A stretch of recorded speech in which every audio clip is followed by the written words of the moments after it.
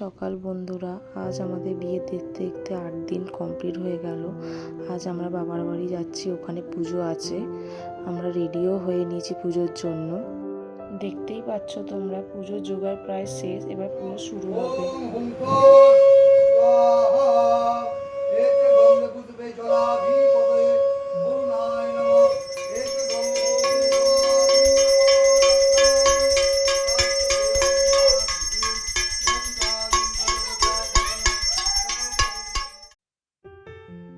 সন্ধেবেলা দিদির 10 বছরের বিবাহ বার্ষিকী ছোট্ট করে ঘরোয়াভাবে সেলিব্রেট করা হলো। সবাই মিলে খুব আনন্দ করলাম।